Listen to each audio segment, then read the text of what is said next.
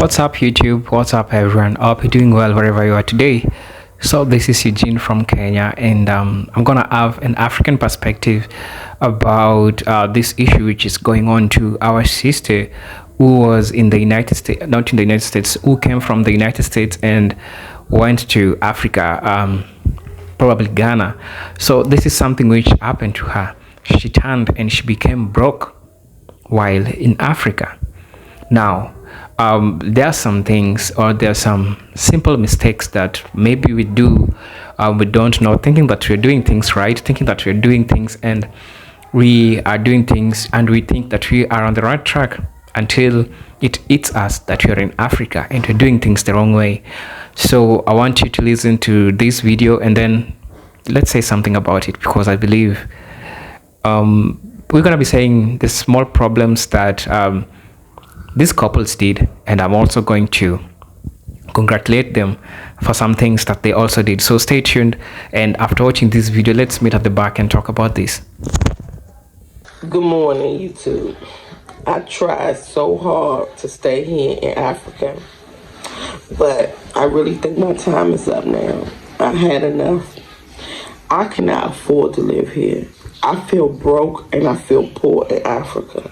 I feel like I'm gonna be out there selling some shit soon, because this ain't making no sense to me. I pay $130 a day to drive around in a truck. I pay $100 a day to live in a 2-bedroom, and the 6 of us, with no hot water, no stove, no refrigerator. The refrigerator broke. Then on top of that, I got lizards crawling in the bed with me. I live in America in a mansion, and we don't have to put no water on the stove.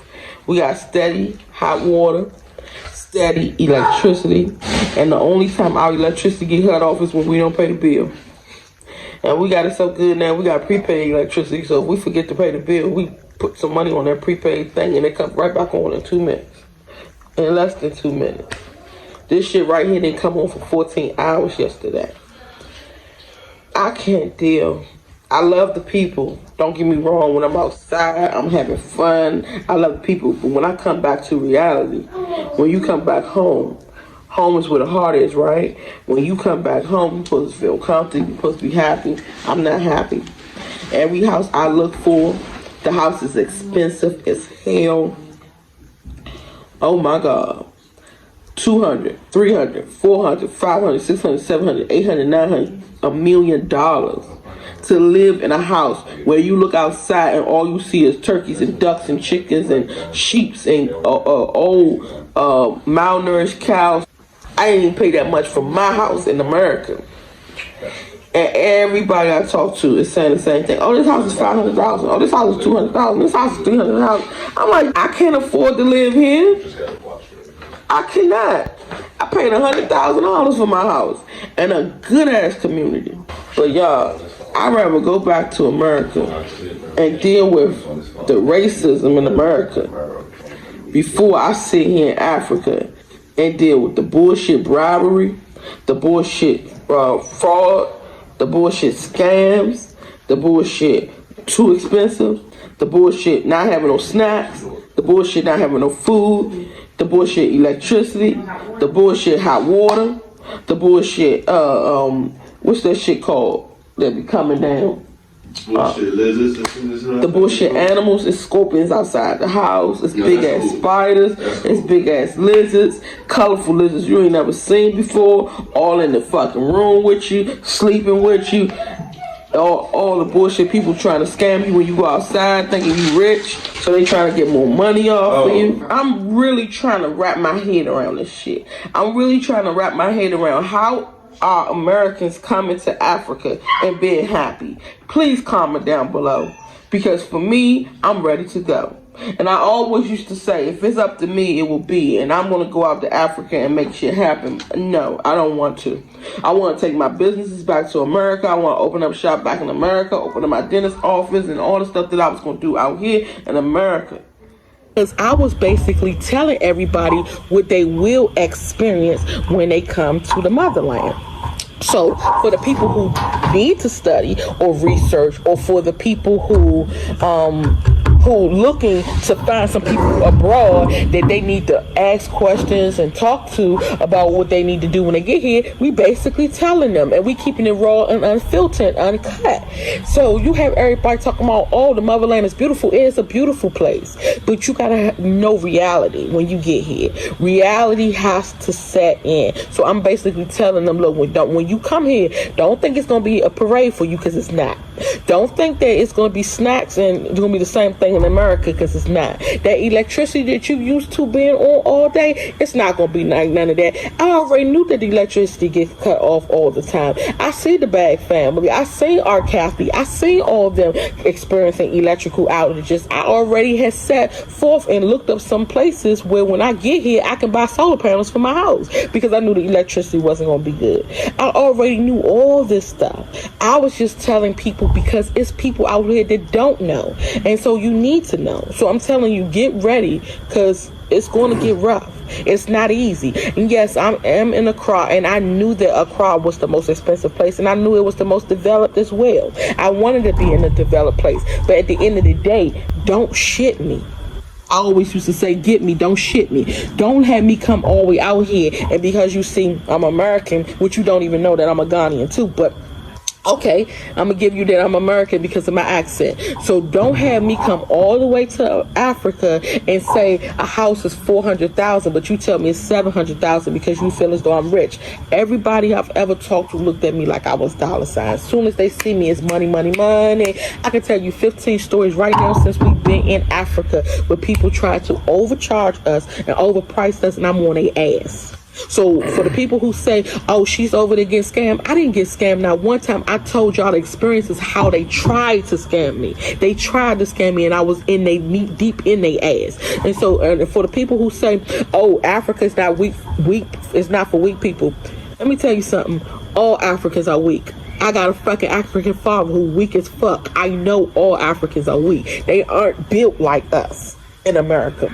So I'm all in their ass when they try to take their weak asses and try to use me or try to bribe me or try to get extra money out of me. You gotta wake up pretty early in the morning to pull one on me, because I already see the shit coming.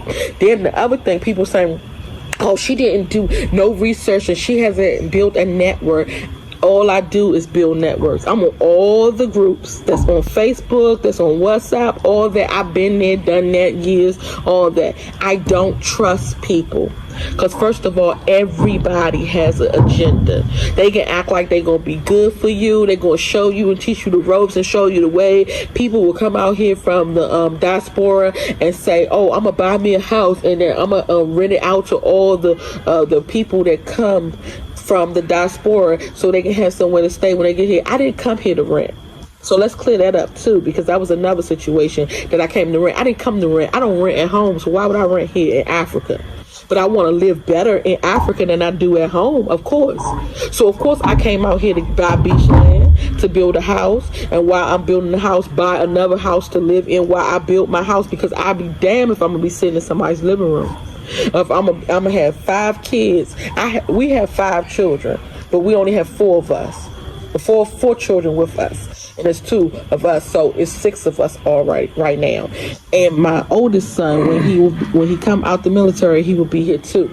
I'll be damned if we gonna be laying on somebody's couch from the diaspora talking about I'm gonna give you somewhere to stay until you find your room. No. And I did not rent a room for $100. I rent an Airbnb for $100 a night. Airbnbs, if you want a nice one, it's going for $100 a night. The Airbnb was nice, but at the same time, it had its issues. And I was just sharing the issues that it had. Then secondly, as far as me renting a car or whatever, how else am I getting around? Every little car is that small. It's little buzz. All of us, 6 of us, cannot get in little bugs and ride around. So I had to rent a big SUV that can go through these muddy streets, because the streets, as you know, aren't paved. So we have to have a 4-wheel drive that can get through these streets. So me renting a vehicle was $130 a day. I knew that was going to be the case anyway. If you go research too, you'll find out that that's the average of a vehicle. So I didn't get gaffled nowhere. I just don't like the prices. And you can't, and I know I can't compare Africa to America, but what I can say is I'll be damned if I'm gonna buy a 3-bedroom house for $500,000. I got a fucking 6-bedroom mansion sitting at home for $100,000. It just don't add up, and it's not equivalent to what I'm willing to pay for. Everybody got what they willing to pay for. I'll be a damn fool to come out here and get a house in Africa when I'm looking outside in the dirty slums and seeing goats and dogs and shit running around for $500,000 for a 3 or 4 bedroom house. That makes no sense. But don't look at me that I'm wrong for feeling like that, because everybody got their way of living. We came from the gutter. We both was next door neighbors, grew up on the same block. We came from the gutter, and we managed to pull ourselves up and look at everybody else still sitting there. So we're not going to go to Africa and be fucked up and be guttered too. I ain't asked nobody for nothing. I ain't asked for no handouts. I didn't ask for no parades. I was just sharing my experience. My experience is that Africa needs help. It needs work. We came out here to build Africa. I closed all my businesses down. And of course, I could have stayed in that colonized ass United Snakes of America and dealt with their bullshit and kept getting my money. I could have did that. I do taxes. I don't pay taxes. I do them. Okay, so I could have sat there and I could have dealt with that, but no, I decided no, I'm gonna close all shop. I'm gonna come out here. I'm gonna get me a bus, and I'm gonna do free teeth cleaning and spas for the people in the village. Then I'm gonna treat these young girls. I'm gonna get their tampons, their baby items and wipes, and I'm gonna do a non-profit program. Business is my forte. That's what I do. So I didn't come out here for a job. I didn't come out here to rent. I didn't come out here to live on nobody's couch. I didn't come out here to live with no diasporas or none of that bullshit. If you want to help me, but I'm not asking you to. I'm not begging. And then with the people who did offer to help us, we do know a lot of people in Ghana. I've been knowing people in Ghana. All my life, I knew people here. I've been knew people Ghana, Nigeria, all over. Gambia, Tanzania, I know people all over. But at the same time, I'm independent. That's how I've always been. I've always held my own. God blesses the child that holds his own. I've always held my own. So I'm not going to get out here and change now. So for the people who did come and say, hey, I'm going to help you, I'm going to find that, every last one of them was a failure. Because every last one of them was in it for themselves. Watch the company you keep in the crowd you bring. Because you got to look at people for what they are. You can have people come out here that lives out here and be like, okay, I'm going to help you. I'm going to help you get through. I'm going to talk for you. I don't need you to talk for me. The only thing that I would need you for is if somebody's trying to take advantage of me, and you could talk to them and say, no, you're not about to take advantage of these people. But other than that, I speak the language. I can talk to them myself. That don't mean they ain't gonna get over on me. They might even use you to get over on me. So that's what another thing y'all have to be very careful of. Is people out here that don't have your best interest at heart. They will sit here and they will act like they friends with you, they fuck with you, everything good. Let me help you. I'm gonna help you pave the way. You gonna get you a house and get there. They setting up a house for themselves the whole time. I'm gonna help you get a car. They making sure they got transportation the whole time. And I need you to invest in me too. Making sure they got shit the whole time. And then you'll have, let me introduce you to my friend that works at the DMV that's gonna hook you up with a driver's license, and they trying to take money off the top, and they letting their DMV friends fuck you. I got stories for days. Then you got people that say, I'm gonna help you get a house, and they have their friend who introduce you to them. They getting money off the top. Everybody's getting money off the top of you. Remember that. Everybody. So you can't trust nobody. I don't care where they from, Tom, Dick, or Harry. Don't trust them. Nobody in Ghana. And just like I have to tell people all day, every day, when they come to me with them outrageous ass prices, I said, I seen that shit coming. I knew you wasn't about shit. But I mean, let me tell you, I already knew what the fuck you was going to do. Don't give me no damn American price. Give me a Ghanaian price. Don't give me no American price, because the moment they open their mouth, I know they going to fuck with me. I know they going to try, but I'm not going for the okie doke. I know they're going to try. And this is another thing I want to say before I pass the torch. In America, how we was raised is that if I don't have enough money to do something, or I do, let's say I don't have my papers that I need to go get my driver's license. You work at the DMV. I'm gonna go to you and I'll be like, man, I need a driver's license. Can you hook me up? The driver's license might be $40. What cuz gonna say? Cause the code, the street, when you hip, when you down with the code, you say, all right, give me the $40 for the driver's license and give me $100 for helping you out. Cause I'm about to give you a driver's license and you ain't got no paperwork. So without me, you can't do shit. You be like, all right, bam, let me throw you $100. Out here, if the nigga trying to get you a driver's license, he know the driver's license costs $30, $40. He gonna tell you it costs $500. That's how much it is. Because the whole time he trying to fuck you, he trying to cut himself in. He trying to get his own money, and he will do it without telling you. That's why I'm like, look, just be straight with me. Tell me how much it is, and tell me how much you charging me for helping me out. Because I don't mind scratching your back. You scratch my back, I scratch yours. It's a give and take situation. We can do this all day. That's the type of person I am. Matter of fact, even if you said the joint costs $40, I give you the $40 and I'll throw you something on top without you even asking, just because you fuck with me. Because that's the type of person I am. Ghanaians don't think like that. They think like it's a dog-eat-dog world. I'm going to take whatever I can from her. That's what I'm not fucking with in Africa. That's what I'm not fucking with here in Ghana. That's what I'm not fucking with in Accra, since y'all want me to be so specific.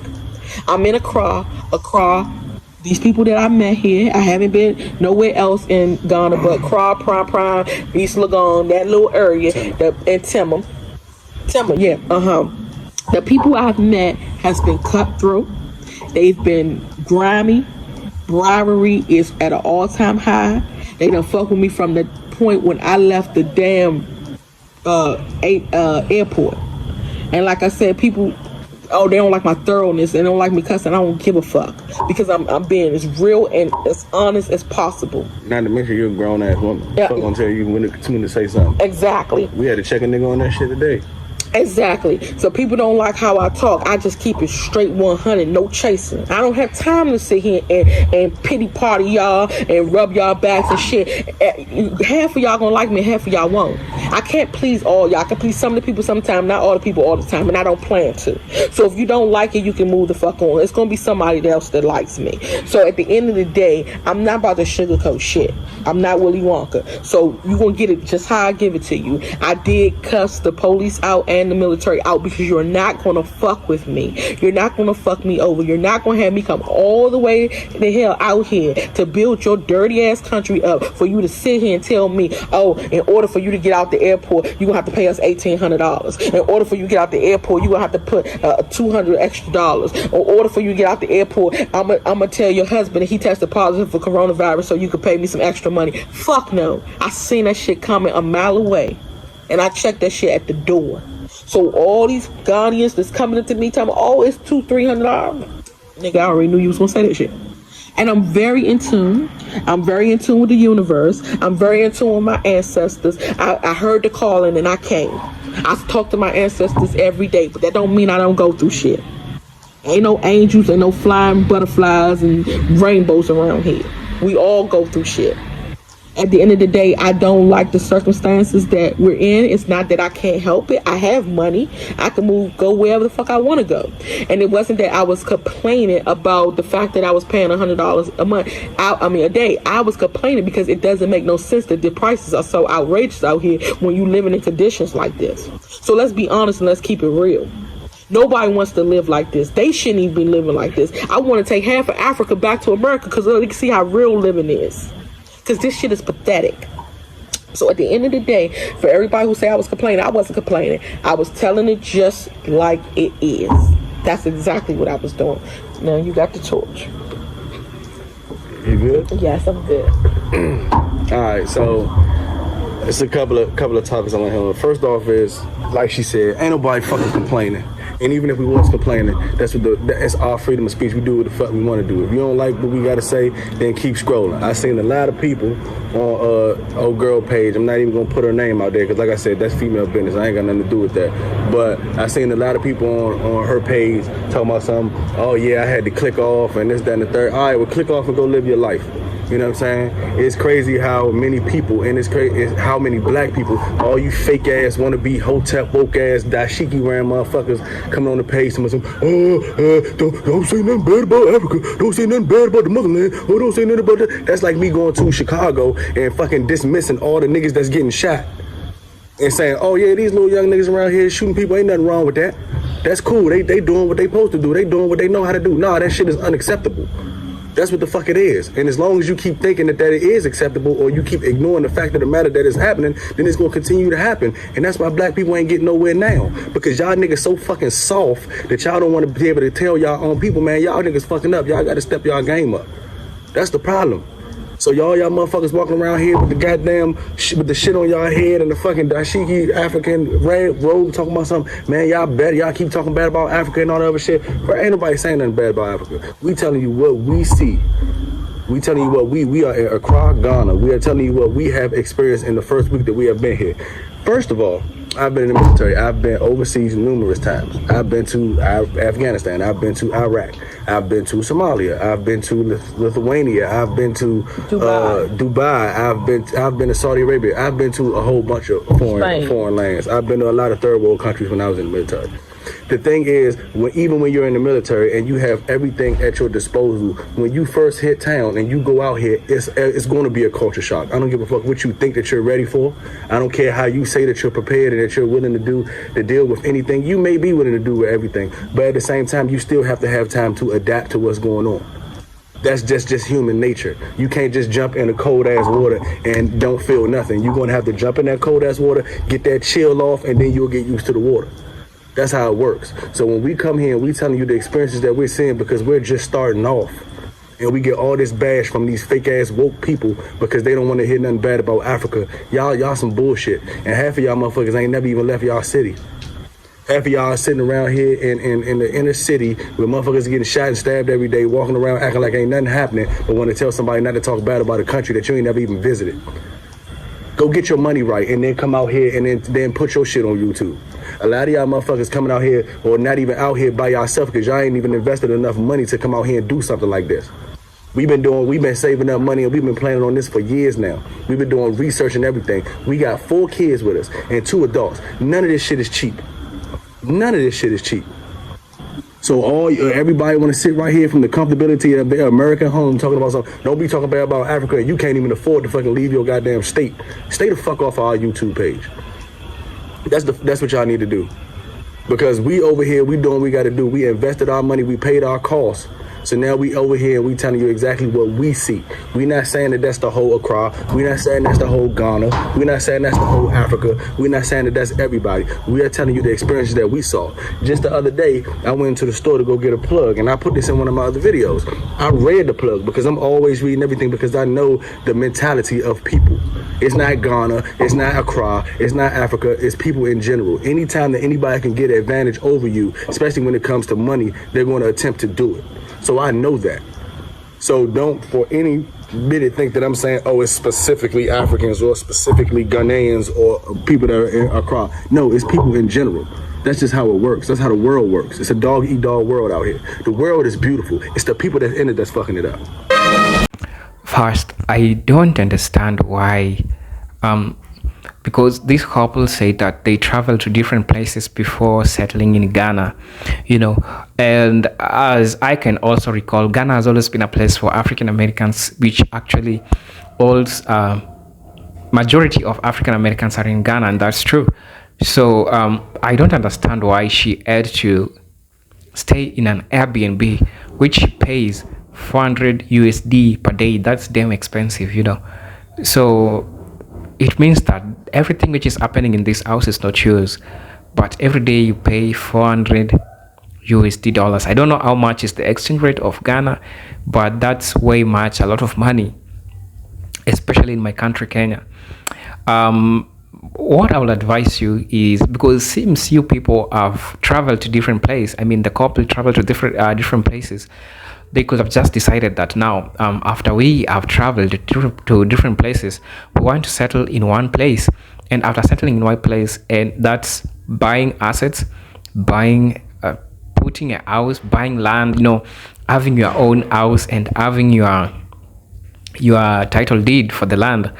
These will help you avoid spending the $400 per day.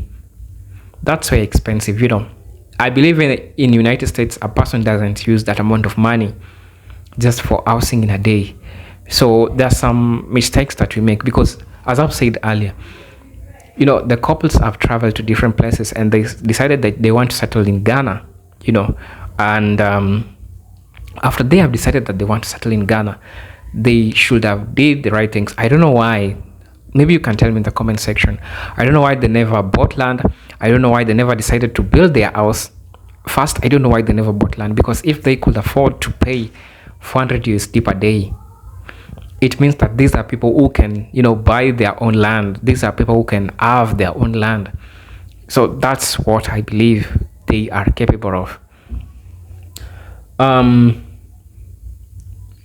Some things I don't understand.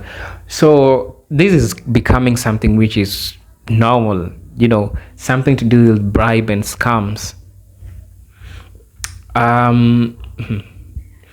You need to do your due diligence before coming to Africa, and find a person you can trust. I know there is no specific way of escaping scams and bribes, but you can still escape them if you want. I know it's hard because even the natives of Africans are being scammed, and this is something which always happen. But we are not happy because these are vices that we as Africans should not entertain. So the only thing to be safe you can do, it's always, if you're going to buy something on a supermarket, if you're going to buy a food stuff, I'll always advise you to go to the supermarket where the prices are shown to you. It will be easier for you, and no one will scam you for that. No one will want to take your money for that, because something which is negotiable, when the power is on the seller, then it means that they can quote any price that they want after hearing your accent. Electricity.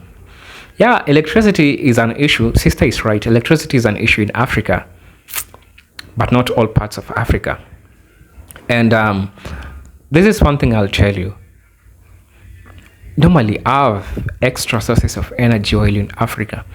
You can have that generator, you can have that solar, so that when the electricity goes down or when the power goes off, your work is not stranded. Your work should just be continuing. It should not be the issue of power. So the reason as to why I advise for you to have this alternative source of power, because our electricity is so unpredictable. Because the moment you need it, that's when it will go off. But it doesn't happen most of the times. But this is something which happens, So always try to find alternative ways of having electricity. You can use solar powers. You can have a generator. You can. There are so many things you can use as an alternative for retaining energy in your house. You know what I'm saying? So that is a problem that we still have in Africa.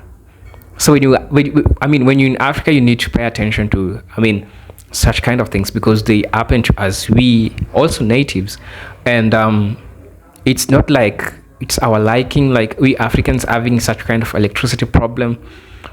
It's something even the government itself can't prevent. I don't understand the logic about our electricities, but I'll say that we are improving. It's not like it's as worst as it was in the past, but the rate of which the power goes off has reduced in Africa. So also have your due diligence in which countries that we have are stable power. The sister complains about animals, big spiders, in the house. There's some things that just needs your personal working. You can decide to move to a place where you don't want to see those sheep, don't want to see those cows, you don't want to hear those voices. Alternatively, what you can do in the house, these are just house groomings. Any cobwebs, you can clear them. Where you are seeing big spiders, these are things that you can just clear up in your house. Cobwebs sometimes comes in people's house, even it's in this house, but sometimes you need to take your time to clear those cobwebs, take them away, so that those spiders don't have a place to have their bugs. I mean, a place they can breed, so that they might not have any family in the house. So you just try to remove the cobwebs in the house, so that you don't complain that you're receiving big spiders. And some, those are things, some personal things that you can do and don't complain about. I think those were superficial points that the sister gave, but I believe that everyone's complaints is valid, and that was our experience, and I mean, that's valid because that's our experience. And yeah, she has all the right to complain. I'll also talk about and I've been saying this: do not close your business down, please, while you are in the United States. You don't need a lot of cash while coming to Africa. This is the truth. And I think I also did if you've not watched the video, go and watch the video. You don't need a lot of money to come to Africa. You see, what you need is having a stream of income, which is in the United States, which is pumping money while you're in Africa. You don't need to carry a lot of money. You don't need to carry 50 million you need to carry 50,000 USD while coming to Africa. You need to have a stable stream of income which is running in the United States. You need to have a working money. You need to have a running money. You don't need to carry all the money in the bank with you while coming to Africa, because you'll spend them and they'll deplete. After depleting, you'll find ways of getting back to the United States. So don't close down the business. And according to what the sister was saying, seems the sister closed down the business, and after closing down the business, she knows the repercussions. She came to Africa. She didn't have anything. The money got depleted. Now she was trying to complain. And as I've said earlier, everyone's experience are valid because they are our experiences, but we learn from people's mistakes. So learn from that mistake. Don't put your money in the bank. This is something in which you are taught in business classes. Don't put your money in the bank. Same case, don't carry your money while coming to Africa. I agree, you can start a business in Africa, but have a business which is running in the United States. Or if there is no business running in the United States, just find an asset which brings you money which is in the United States, because the dollar is so strong against the African currency. That's the truth. I'll